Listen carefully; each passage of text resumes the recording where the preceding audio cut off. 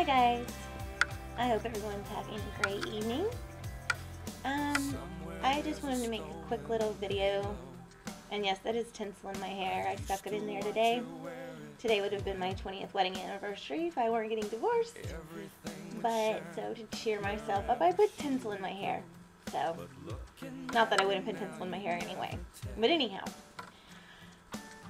I'm disturbed by a book that came out. My brother sent it to me. 2013 Yearbook of Jehovah's Witnesses. I'm disturbed because each year these books come out and there's always a letter from the governing body, which I don't think you can see from there. But I want to share a couple of excerpts. I'll just read the first couple paragraphs and then one other section. Dear brothers and sisters, our Heavenly Father Jehovah is the personification of love, no doubt. Hence, the Bible states God is love. Even though Jehovah is the Almighty, His word never says God is power or God is might. He bases His rule primarily on love. How this attracts us to Him.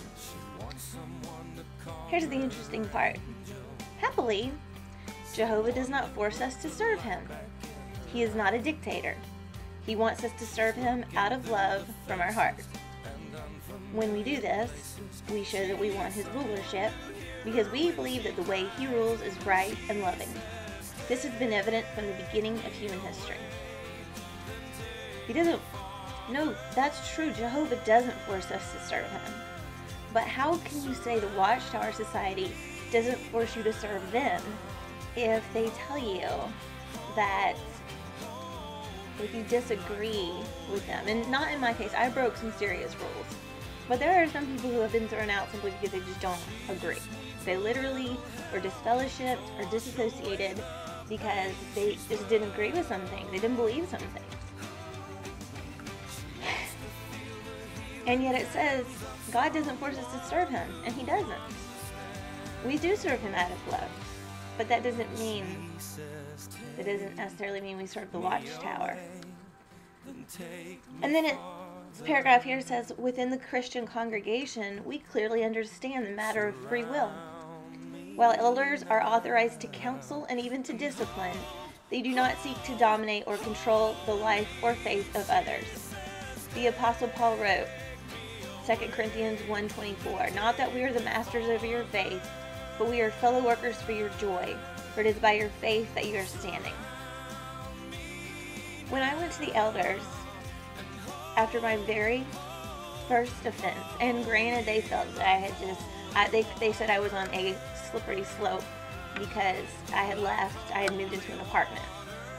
And after being in an apartment for a year and 3 months, those of you who know my story know that I broke the major rule of marriage and committed adultery.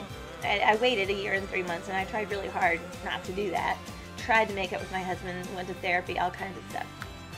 So the very same week that I did that, I called the elders, hysterically crying. I told them exactly what happened. They scheduled a judicial committee meeting. It was my first offense. I had just come off of a dozen years of pioneering, which is 70 hours a month, full-time service to this religion. I was one of the examples. I was one of the strong ones. And then they say, the elders do not seek to dominate or control the life or faith of others. So when I went contrite to them, crying my head off, shaking like a leaf, begging for forgiveness, they weren't seeking to dominate or control my life when they took away all my family and friends. Just like that. 2 hours. 2 hours, and it was all over. So, I just want to say, this is disappointing. I do realize that a religion has to have standards. If there were no standards, everybody would just do anything they want to. But I wasn't just doing anything I wanted to. As I said, I had just come out of food rehab. I was not in my right mind. And I was sorry, but they didn't believe me. No matter how much I cried, how much I begged. They didn't even think I could walk myself back to the car because they had dismissed me and then wanted to keep talking to my husband. So, I'm disappointed that this governing body letter says that we aren't forced to serve God, because when you are a fearmonger and you hold someone's family and friends hostage, I mean, it's one thing if somebody just doesn't want to be, you know, just I don't know. I guess there are grounds. Like I said, there have to be standards. You know, you can't just, people can't just act any old way. I mean, God, you know, wants us to follow His word. But to take away, to have it hanging over your head that if you make a mistake, they're going to take away your family. My brother has not spoken to me since June. My father has only spoken to me a couple of times, and then he decided that I wasn't trying hard enough, so he really doesn't talk to me anymore either. My mom does. I live with her right now, but that's not going to be much longer. I'm moving into an apartment this month. But I just wanted to say that a religion that controls people with domination and fear is not following the example of the loving God that I know. The God that I know is a God of love. Jesus, His Son, is a God of love that wants us to serve Him out of love, out of free will, not out of terror that everything we've ever known and loved will be snatched away. So I don't quite have an answer to this disfellowshipping thing yet, because I do realize if somebody just blatantly, brazenly doesn't care and says, forget this, I'm going to live my life any old way I want to, I'm still going to call myself a Jehovah's Witness, I can see where the religion would have standards. Families have standards, but you don't stop being their child. I mean, they have standards. Your parents expect a certain behavior for the family, for the reputation of the family, for your acceptance in the family, but you don't quit. They don't quit speaking to you whenever you break some rules. I don't know what to think about disfellowshipping. I really don't.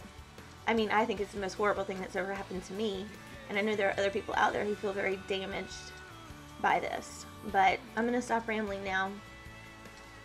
I just wanted to share that little excerpt from that book and say, something isn't right. I don't know exactly what it is. Something's not right, and I'm really trying to put my finger on it, and a lot of you are helping me. A lot of you have given me some great advice, great scriptural advice, just loving, personable advice, and I really appreciate that, especially the scriptural advice. For those of you who have done that, thank you, and please keep it coming, because I don't know what to think about disfellowshipping. I really don't. I mean, it seems like the cruelest thing ever, and it's categorized as torture. Here we are. But having you guys out there watching my little silly rants encourages me a lot, and I love your comments. Please keep them coming. And I hope everyone had a good second day of the year. And I hope to see your videos, hear more of your stories, and talk to you guys soon.